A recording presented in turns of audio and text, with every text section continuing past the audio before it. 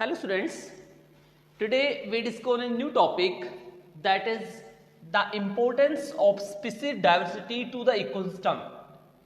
यानी स्पीसीज की डाइवर्सिटी होती है उसका इकोसिस्टम के ऊपर क्या इफेक्ट होता है, उसे क्या इंपॉर्टेंस है। देखिए बायोलॉजिस्ट जो होते हैं, इकोलॉजिस्ट जो होते हैं, नेचुरलिस्ट होते हैं, वह ऐसा बिलीव करते हैं कि जो स्पीसीज डाइवर्सिटी होती है वही किसी इकोसिस्टम को स्टेबल बनाती है। यानी जितनी ज्यादा स्पीसीज रिचनेस होगी उतना ही ज्यादा इकोसिस्टम जो है वो ज्यादा स्टेबल होगा, राइट। यानी इकोसिस्टम क्या होगा, उतना ही ज्यादा स्टेबल बनेगा जितनी ज्यादा स्पीसीज रिचनेस आपको देखने को मिलेगी। सो स्पीसीज रिचनेस के ऊपर यानी स्पीसीज डाइवर्सिटी के ऊपर ही इकोसिस्टम डिपेंड करता है। इकोलॉजिस्ट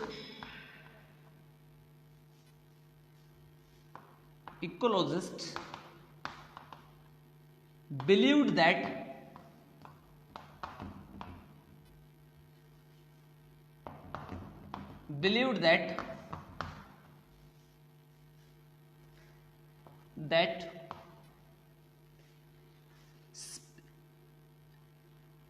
species richness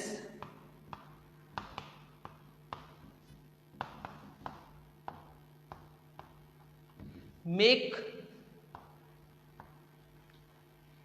ecosystem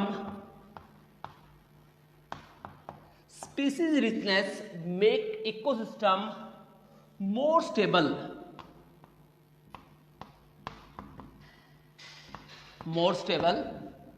जितनी ज्यादा स्पीसीज रिचनेस होगी इकोसिस्टम उतना ही ज्यादा स्टेबल होगा as compare to low species richness से कंपेयर में, राइट।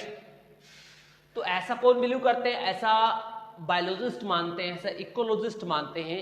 इसी वजह से अमेज़न फॉरेस्ट है वो वर्ल्ड का सबसे, अमेज़न रेन फॉरेस्ट होते हैं वो वर्ल्ड का सबसे बेस्ट इकोसिस्टम क्यों होता है। इसी वजह से उसको बेस्ट कहा जाता है क्योंकि वहां पे स्पीसीज रिचनेस जो होती है काफी ज्यादा मिलती है वहां पे। तो जितनी ज्यादा स्पीसीज रिचनेस होगी उतना ही ज्यादा स्टेबल इकोसिस्टम आपको देखने को मिलेगा। अब हर एक बायोलॉजिस्ट का अलग अलग आइडिया है। अगर मैं आपको एनसीईआरटी कोडिंग यहाँ पे पुट करें, एनसीईआरटी में यहाँ पे दिया मिलेगा। अगर एनसीईआरटी को कोड देखें, यहाँ पे एक बायोलॉजिस्ट था इसका नाम डेविड टिलमैन। डेविड टिलमैन क्या कहता है, डेविड टिलमैन कहता है कि जो स्पीसीज जो मोर स्पीसीज होगी वो year two year total biomass में कम वेरिएशन शो करती हैं। इसका मतलब स्टेबिलिटी ज्यादा होती है। अब एक स्टेबल कम्युनिटी की क्या क्या कैरेक्टरिस्टिक होती है, ये क्वेश्चन पुट हो चुका है सीबीएसई में। Characteristics of A stable community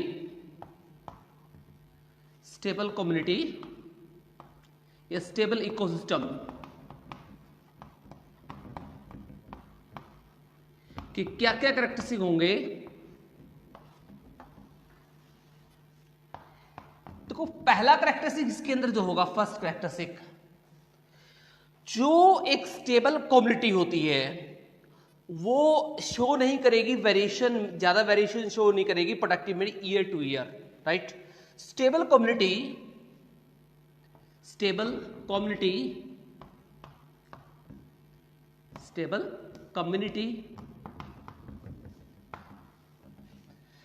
should not show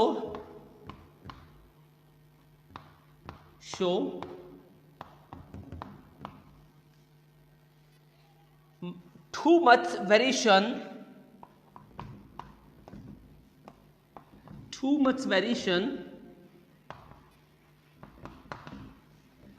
in productivity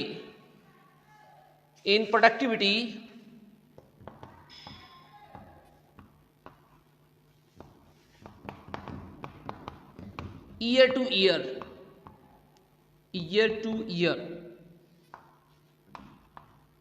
यानी ईयर टू ईयर ज्यादा यहां पे प्रोडक्टिविटी में वेरिएशन नहीं आएंगी। ये वैसे लाइन जो होती है ये डेविड टिलमैन की है कोडिंग, डेविड टिलमैन के कोडिंग है ये।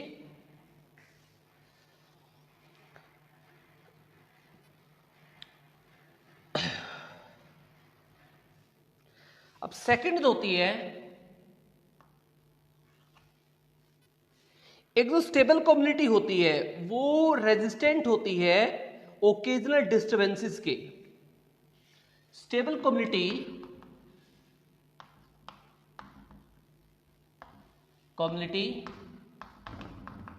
is resistant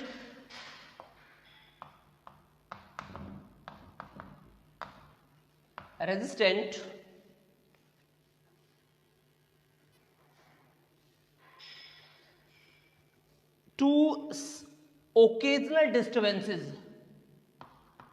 occasional disturbances,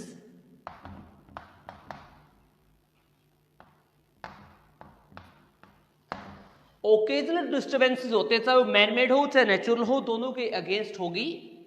यानी चाहे सीजन वाइज सीजन चेंज आए या नहीं आए, नेचुरल कम्युनिटी के ऊपर स्टेबल कम्युनिटी पे कोई ज्यादा फर्क नहीं पड़ता है, right.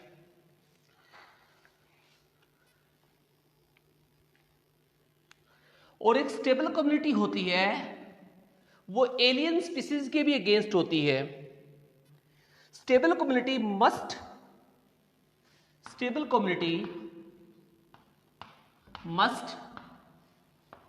be resistant, stable community जो होती है रेजिस्टेंट होती है, मस्ट बी रेजिस्टेंट टू इन्वेशंस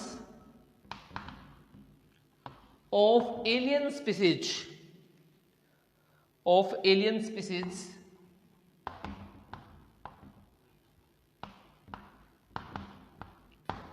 देखिए अगर हम बात करें अमेज़न फॉरेस्ट में, तो वो कम्युनिटी इतनी ज्यादा स्टेबल, अगर कोई बाहर की फ्लोरा या फ्यूना वहां पे ग्रो होना स्टार्ट कर दे, मान लीजिए कोई इंडियन क्रॉप है या इंडियन कोई प्लांट की स्पीसीज है, वो वहां पे जाके ग्रो होने लग जाए, तो वहां पे वहां की नहीं है, क्योंकि वहां पे नेटिव नहीं है प्लांट वहां का, तो वहां पे क्या होगा, वो इन्वेस्टमेंट फैलाएंगे, एलियन स्पीसीज कहलाएगी वहां पे जाके, तो वो वहां पे ग्रो नहीं होने देगा, क्योंकि वो इकोसिस्टम से भी ज्यादा स्टेबल होता है। एक स्टेबल इकोसिस्टम की यही कैरेक्टरिस्टिक होती है कि जो एलियन स्पीसीज आती है वो इजिली ग्रो नहीं हो सकती, वहां पे इजिली सर्वाइव नहीं कर सकती हैं, राइट। तो इसी वजह से एक स्टेबल कम्युनिटी होती है। स्टेबल कम्युनिटी हमेशा ही रेजिस्टेंट होनी चाहिए किसके, एलियन स्पीसीज के। एलियन स्पीसीज का मतलब जो नेटिव प्लांट नहीं होता, जैसे इंडिया के अंदर वाटर हाइसेंथ आई है, वाटर हाइसेंथ आप सभी ने सुना हुआ, वाटर हाइसेंथ इंडिया में क्या है, इन्वेसिव एक एलियन स्पीसीज है। तो ऐसे ही क्या होता है, ये अगेंस्ट होनी चाहिए, क्या होनी चाहिए, उसके अगेंस्ट होनी चाहिए, राइट।